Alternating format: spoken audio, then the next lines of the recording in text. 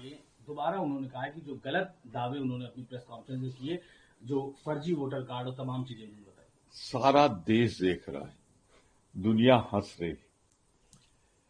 राहुल गांधी जी ने 5 पॉइंट सिलसिलेवार और आधार क्या बनाया है, उन्होंने खुद इलेक्शन में इस्तेमाल हुए डॉक्यूमेंट को बनाया है।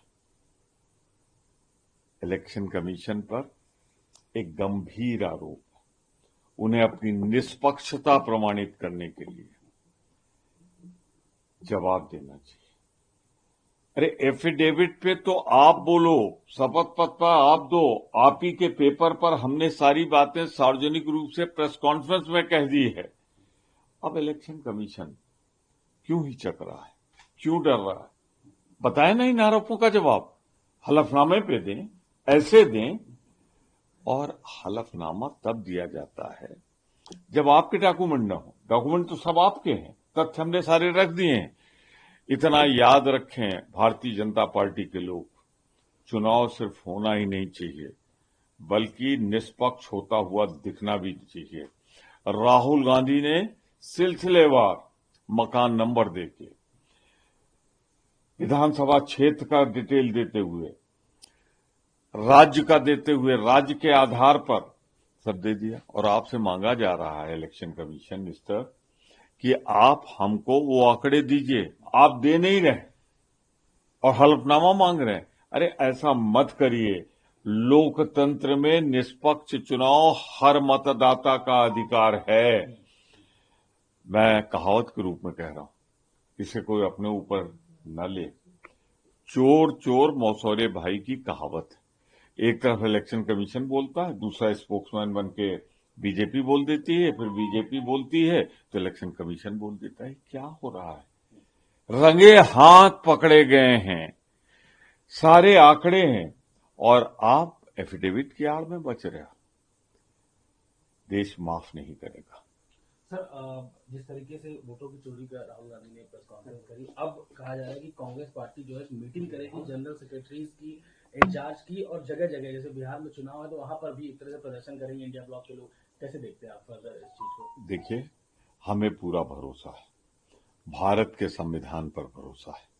जब इतना स्पष्ट मकान नंबर, पोलिंग बूथ, शहर, राज्य सबके सिलसिलेवार डिटेल दे दिए तो बारी तो अब है इलेक्शन कमीशन की कि इलेक्शन कमीशन बताएं कि जो ये आरोप है गलत है।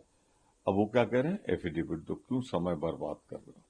चारों तरफ से आरोप जो लगे हैं, तथ्यों के साथ, आधार के साथ, प्रपत्र के साथ, डॉक्यूमेंट के साथ, कम क्लीन। आइए जवाब दीजिए। और अगर आप जवाब नहीं देंगे तो हर भारतवासी के मन में एक बात बैठ गई है कि आप नहीं बोल रहे हैं, इलेक्शन कमीशन बोल रहा है। इलेक्शन कमीशन नहीं बोल रहा है, भाजपा बुलवा रही है। बीजेपी के नेता तो कह रहे हैं कि राहुल गांधी झूठ बोल रहे हैं। और क्या कहेंगे कि हमने चोरी किया? भाजपा के नेता पकड़े गए हैं, माल बरामद हुआ है, सारे तथ्य सामने आ गए तो क्या कहेंगे हमने चोरी की?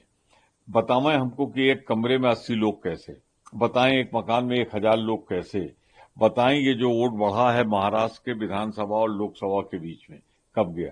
आप इलेक्शन कमीशन ये भी बताने को तैयार नहीं कि शाम को जब 5 बजे मतदान खत्म हुआ तो उसके बाद कितने वोट पड़े, कितने परसेंट पड़े।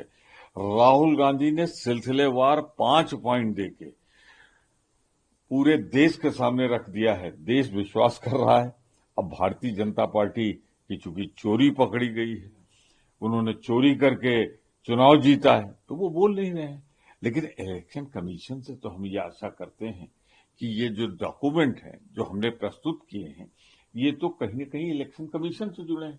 आप सीधे आपके डॉक्यूमेंट से हम प्रूव कर रहे हैं, तो आप बताएं ना, जवाब दें। सर, ये एयरफोर्स चीफ ने कहा है कि 5 फाइटर जेट जो है पाकिस्तान में गिराए गए थे, कांग्रेस ने कहा कि इंडियन गिराए गए थे, तो अब ये क्या माना जाए? भारतीय सेना के शौर्य पर हमको पूरा विश्वास है। हमारा प्रश्न दूसरा है जो हम कह रहे हैं कि सीज फायर 35 बार अमेरिका के राष्ट्रपति कह चुके हैं ट्रंप साहब कि उन्होंने कराया है।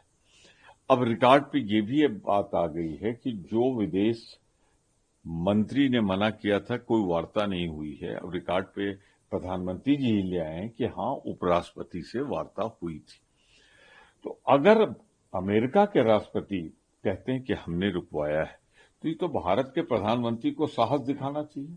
वो कहे नहीं आपने नहीं रुकवाया, आप बोल ही नहीं रहे हैं, आप खामोशी अख्तियार किए हैं, क्यों? ऐसी कौन सी कमजोरी है, ऐसा क्या है? जहां तक सवाल सेना की बहादुरी है, हम सल्यूट करते हैं भारत की सेना को। सर 334 पार्टी जो है मान्यता रद्द कर दी गई है बिहार चुनाव से पहले। देखिए क्यों रद्द की गई, क्या आधार था? ये जो जिनकी रद्द हो वो इलेक्शन कमीशन के पास जाए, हमें तो ये भी नहीं मालूम ये 334 कौन है, तो इसके बारे में हमारा क्या कहना हो सकता है? सर मार्च जो है अपील कर रहे हैं उसमें तमाम लोग शामिल हैं। देखिए हमारी बैठक हुई थी श्री राहुल गांधी के आवास पर बृहस्पतिवार को, उसके बाद श्री मल्लिकार्जुन खड़गे जी ने बैठक बुलाई थी। हम सब ने ये तय किया है कि सारे तथ्य रख दिए गए और सारे तथ्य से हर आदमी सहमत है। अब हम मंडे को 11 तारीख को संसद भवन मकर द्वार से लगभग 11:30 बजे मार्च करेंगे निर्वाचन आयोग भवन, और वहां जितने लोगों को कहेंगे उतने लोग जाएंगे, मिले निर्वाचन आयोग से और कहेंगे कि ये तथ्य, ये सबूत, ये साक्ष्य आप ही के पेपर है, अब इस पर आप डॉक्यूमेंट दीजिए, हमको डेटा उपलब्ध कराइए, हम मांगने जाएंगे। और इलेक्शन कमीशन के सामने एक बहुत शानदार मौका होगा कि जब संपूर्ण विपक्ष के नेता उसके दरवाजे पे जा रहे हैं तो वो वहां तथ्य उनको उपलब्ध करा दे, जो सही है जो गलत है अपनी बात कहें। अब प्रेस कॉन्फ्रेंस करके वो जवाब दे, ये तो कहीं से उचित नहीं। हम तो उनके दरवाजे पे 11:30 जाएंगे। और भाजपा सरकार से कहना चाहते हैं, ये हर मतदाता का अधिकार है, हर राजनीतिक दल का अधिकार है कि निर्वाचन आयोग तक जाए, हमें बीच में रोके नहीं। सारे सांसद होंगे, हम सब सारे सांसद शांतिपूर्वक मार्च करेंगे, ये हमारा वादा है। इलेक्शन कमीशन चाहे तो हर दल से 2-2 लोगों को बुला ले, 3-3 लोगों को बुला ले और बैठकर ये जो कुहासा, जो अंधेरा, जो चोरी पकड़ी गई है, इस पर स्पष्टीकरण दे।